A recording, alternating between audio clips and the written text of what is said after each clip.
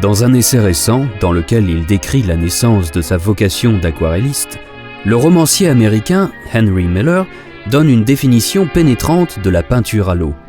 L'aquarelle a des affinités avec le sonnet ou le haïku, plus qu'avec les lamentations. Elle saisit le flux et l'essence, le bouquet et le parfum, plutôt que la substance, l'ambiance. Voilà ce qu'elle rend par excellence. C'est à ce langage transparent, plein de vivacité, tel qu'il se développe et s'épanouit au XXe siècle, que nous consacrons ce 3e volume de l'histoire de l'aquarelle en France. En reproduisant un choix des plus belles peintures à l'eau de ces 60 dernières années, nous voulons retracer, depuis la fin de l'impressionnisme jusqu'à nos jours, l'évolution et les constantes d'une technique qui n'est facile qu'en apparence. De Cézanne à Michel Siri, de Bonnard à Chagall et à Le Gueux, en passant par les nabis, les pointillistes, les fauves, les cubistes, les peintres de Montmartre et de Montparnasse, ceux de la réalité poétique ou des forces nouvelles, nous avons cherché à représenter par des œuvres majeures la plupart des maîtres qui, depuis 1900, se sont adonnés avec prédilection à l'aquarelle. Si, d'une façon générale, nous nous sommes efforcés de placer les artistes et leurs œuvres dans une perspective historique, et si nous avons groupé les aquarelles choisies par école ou par tendance, nous avons évité, cependant, un ordre trop rigide. Il est difficile, en effet, de classer les peintres à l'eau selon les critères auxquels les histoires de l'art nous ont habitués.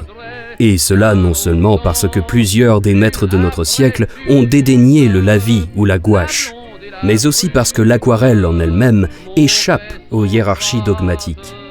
Comme le note très justement Pierre Cabane, elle se méfie des ambitions et se garde des convoitises. Sa modestie est le prix de sa liberté. Seconde remarque, les maîtres de l'aquarelle ne sont pas nécessairement ceux du dessin et inversement. Sans doute quelques artistes comme Marquet, Dufy ou Dunoyer de Ségonzac, et plus près de nous, Le Gueux et Michel Siri, se sont également adressés à ces deux genres, à ces deux techniques, et y ont connu d'égales réussites. Mais il est d'autres créateurs qui n'ont pas été attirés par la peinture à l'eau, et qui se sont même refusés à rehausser un dessin de quelques touches de couleurs rapides et suggestives. Seurat, par exemple, n'a jamais peint d'aquarelle. Dessinateur incomparable, il lui a suffi d'un crayon compté pour s'exprimer par la seule gradation des noirs et des blancs et pour suggérer par de légers frottis les formes et la densité de l'atmosphère. Au contraire, les amis du fondateur du néo-impressionnisme, Signac et Cros, ont trouvé d'emblée dans l'aquarelle un moyen d'expression correspondant à leur nature intime et leur permettant de donner libre cours à leur génie de tachiste, sensible aux moindres nuances de la lumière et du ciel. Si les aquarelles de Matisse et de Picasso ne valent que rarement les dessins de ces deux maîtres, celles de Rouault, de Chagall et de Maurice Utrillo, souvent rehaussées de gouache, l'emportent de loin sur les dessins de ces trois peintres, dessins qui demeurent rares et de peu d'importance. Il serait facile de multiplier de tels exemples. Bornons-nous à constater que ce que la plume, le crayon noir ou la sanguine apportent à certains artistes, le pinceau trempé dans l'eau et lavant de couleur un papier, le permet à d'autres. Il faut aussi noter que si plusieurs peintres ont utilisé la technique de l'aquarelle ou celle de la gouache pendant toute leur carrière, d'autres, en particulier Cézanne, Bonnard et plus récemment Roland Oudot, n'ont découvert ces procédés qu'assez tard, et cette découverte a été souvent l'effet d'un heureux hasard. En 1930, par exemple, une légère maladie contraignit Bonnard à suivre un traitement dans une clinique.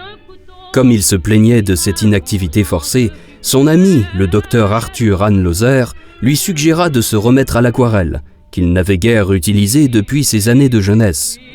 Et il lui apporta une boîte de couleurs anglaises et une demi-douzaine de pinceaux ordinaires.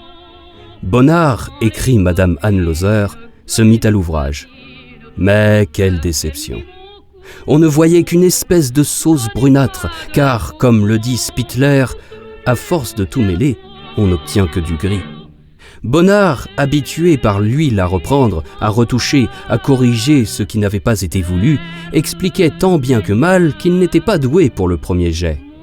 Heureusement, le docteur Hanlauser eut l'idée d'apporter au malade de la gouache, ce qui devait lui permettre de revenir sur son travail initial. Ainsi allaient naître des œuvres très personnelles dans leur technique même, l'aquarelle étant le plus souvent mélangée ou rehaussée de gouache blanche. Que de choses il y aurait à dire sur l'emploi de l'aquarelle. Est-il nécessaire de faire remarquer que la prédilection d'un artiste pour ce procédé, qui n'est au fond qu'un moyen d'expression, révèle ses tendances profondes?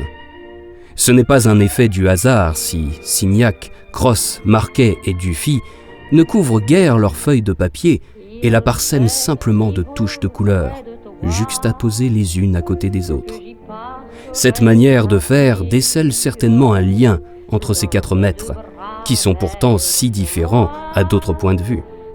Il n'est pas sans intérêt non plus de constater que si Rouault, Vlaminck ou Roland Oudot renforcent leurs aquarelles par des couleurs à la gouache, c'est parce qu'ils ne cherchent pas la jouissance de l'instantané et du fugitif, mais qu'ils veulent au contraire donner du corps aux objets, et qu'ils sont soucieux de permanence et de solidité.